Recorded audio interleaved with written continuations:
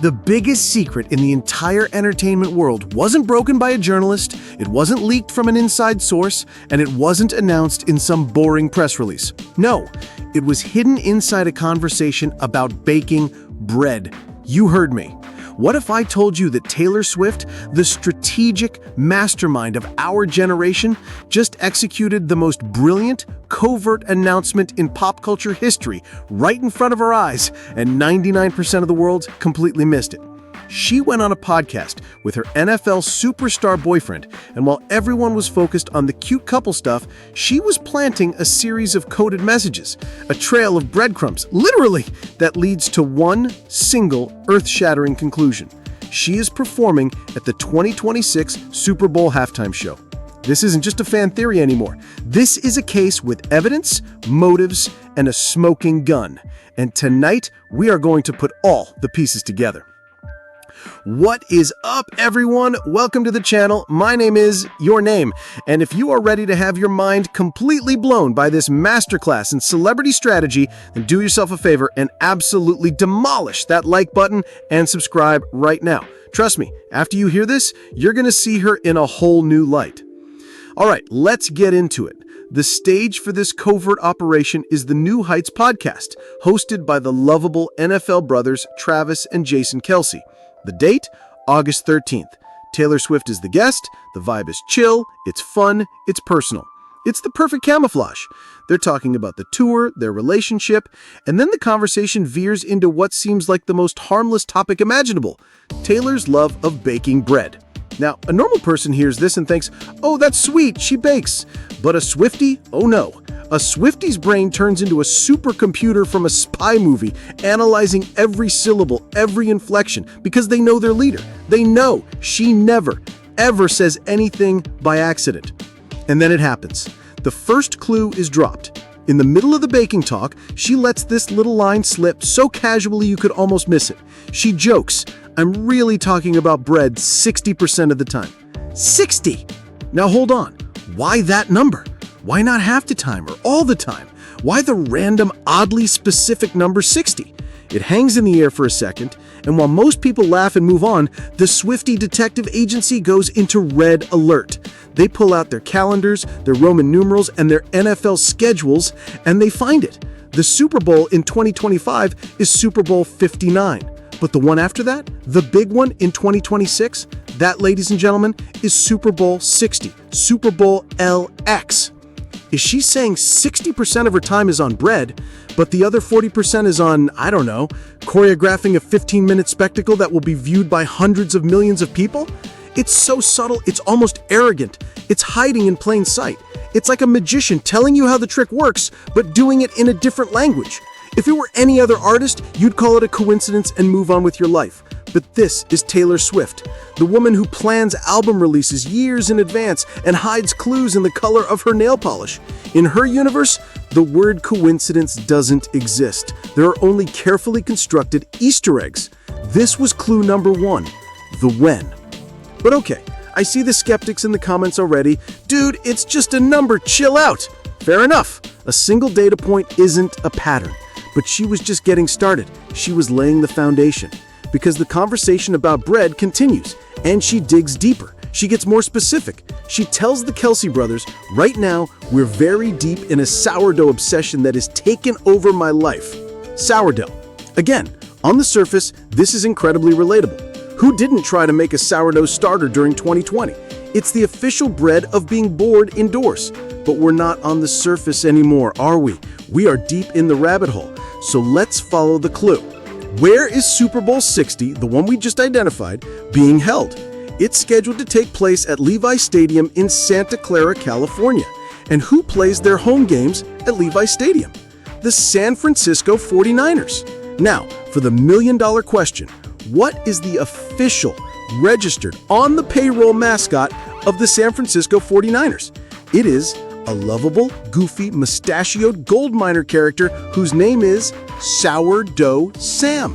Sourdough Sam. I cannot make this up.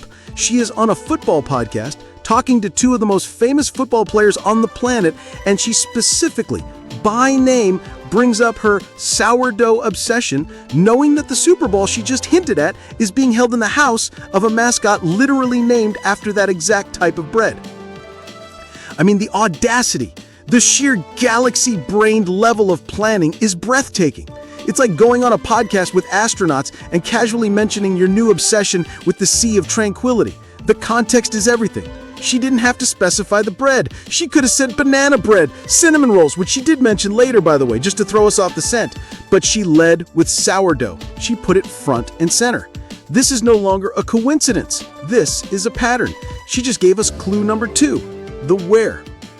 So now we have the win, Super Bowl 60, and the where, Levi Stadium, home of Sourdough Sam. The case is getting strong. The evidence is mounting. But if you're still on the fence, if you still think this could all just be a hilarious cosmic accident, well, Taylor dropped a third clue. And this, my friends, is the checkmate. This is the smoking gun.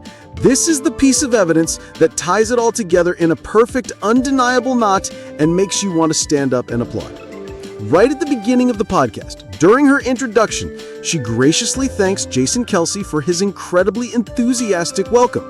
And she says, and I'm quoting directly here, "Thank you for screaming for like 47 seconds for that. Was so nice." 47. Again, the specificity. Not for almost a minute, not for a super long time. She quantifies it. 47 seconds. Now, why on earth would that number be important? It's not her lucky number 13. It doesn't seem to have any immediate significance. So the Swiftie FBI puts on their jackets, fires up the databases, and they start digging through her tour history. And what do they find?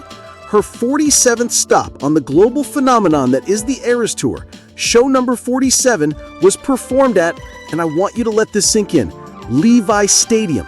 The exact same stadium where Super Bowl 60 will be held, the exact same stadium that is home to Sourdough Sam. She literally took a number, 47, which represents her personal history with that specific venue, and she said it out loud on the podcast. She created a direct, verbal link between herself and the Super Bowl location. And as if that wasn't enough to seal the deal, she uses the number again. Later in the interview, she's joking about the monumental scale of the Eras Tour, and she quips that she has performed in 47,000 countries. She could have said 50,000, a million, but she chose 47. Again, she bookended the interview with this number, a number that means nothing to 99% of listeners, but to those in the know, it was a massive flashing neon sign pointing directly to Santa Clara, California. So let's just recap the case file. In a single, friendly chat, Taylor Swift allegedly told us when, with the number 60, pointing directly to Super Bowl LX, where, with the word sourdough, pointing to the home of the 49ers mascot Sourdough Sam, confirmation of where, with the number 47, a direct nod to her own performance history at that exact stadium. This isn't just a plan. This is a work of art. And honestly, this is why she is on a different level. In my opinion, this is the most genius thing I've seen in modern marketing. It's a masterclass. The Taylor Swift effect on the NFL last season was no joke. She didn't just boost ratings. She created an entire new demographic of fans. People who never cared about football were suddenly learning the rules, buying jerseys, and tuning in every Sunday. She single-handedly made the NFL millions and made it more culturally relevant than it's been in years. The NFL doesn't just want her for the halftime show, they need her. It would be the most watched television event in human history. And by announcing it this way, she maintains all the power. There's no stuffy press conference, no corporate-approved statement. Instead, she creates a game. She creates a mystery for her fans to solve. It's an interactive experience that makes them feel like they're on the inside, like they're part of the secret. It generates years of organic, free buzz that no marketing budget could ever buy. It's authentic, it's fun, and it's so uniquely her. It reinforces the idea that she is always 5 steps ahead of everyone else, playing chess while everyone else is playing checkers. She is not just a part of the culture, she is the architect of it. So, while the rest of the world waits for an official announcement that will probably come in late 2025, we know. The evidence is there. The clues have been deciphered. The message has been received. Taylor Swift, using the subtle art of conversation and a deep understanding of her audience, has all but signed the contract on air.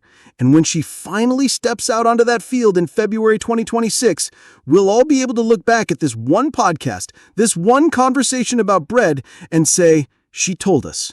She told us all along. Now I have to know what you think. Am I reading way too much into this, or is this undeniable proof? Drop your verdict in the comments below. What would be the first song you'd want her to play? Let's talk about it. And seriously, if you enjoyed this deep dive, please hit that like and subscribe button. It helps a ton. Thanks for watching, and I'll see you in the next investigation.